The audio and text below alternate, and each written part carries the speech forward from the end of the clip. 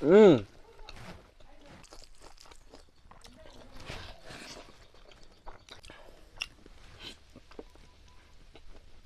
guys, welcome back to my channel. Kanglei Paki is now the Mamu Amkan Taram Noxari. Mayam City pork check 1 kg later and the Todar get on the pieces out on it. The Miam Hozelaga. And video you know I really like, subscribe, share to send them Hozelaga. Gravy. Gravy. Later.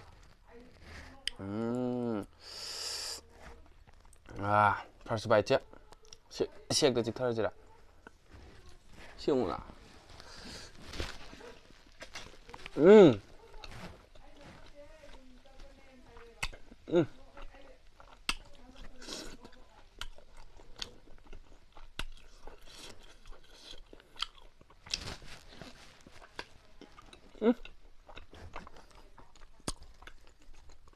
later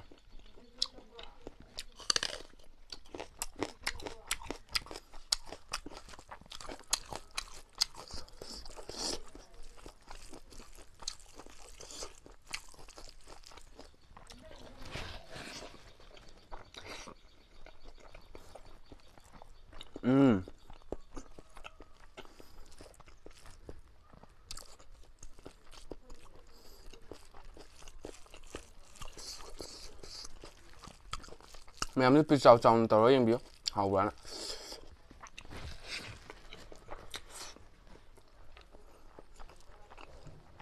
Anh hào nghe chưa?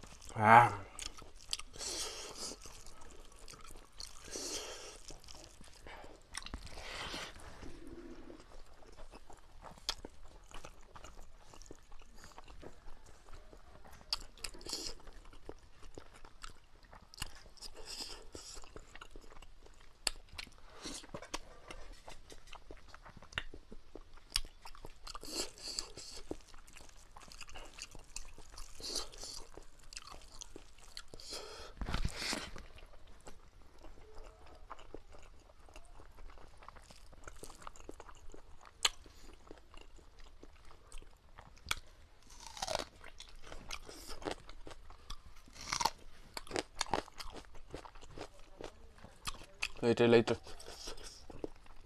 Một tuần.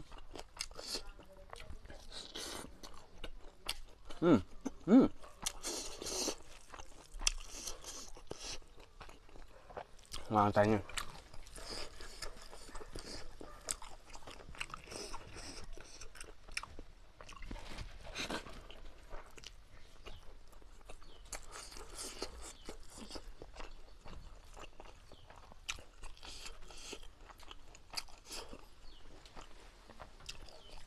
Mấy chuyện này.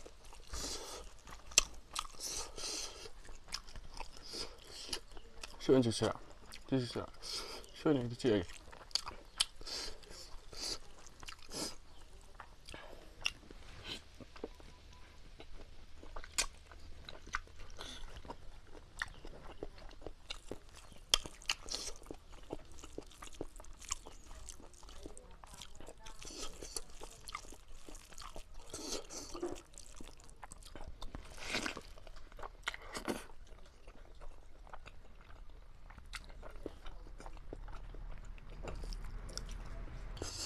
Mấy gravy của thật lớn hậu nhiều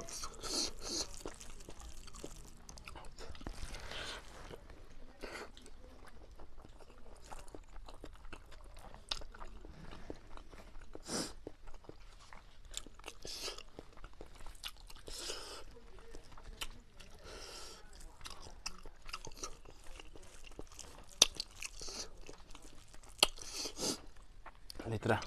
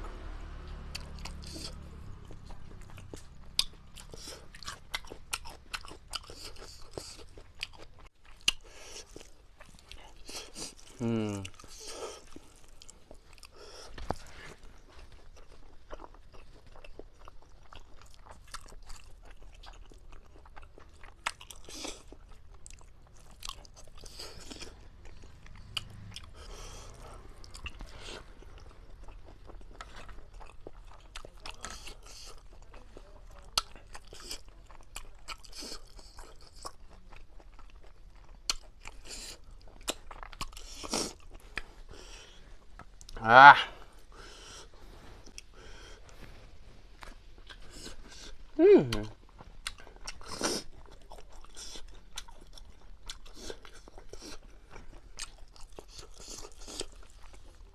Rồi.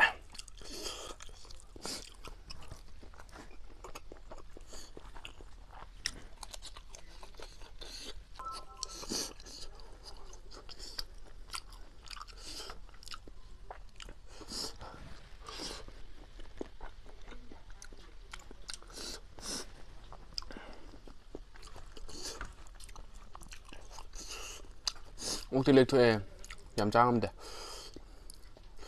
렉토 오피니 뭐지?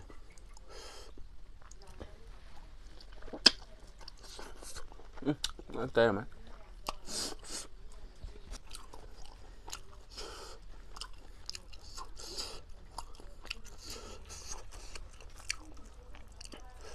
아.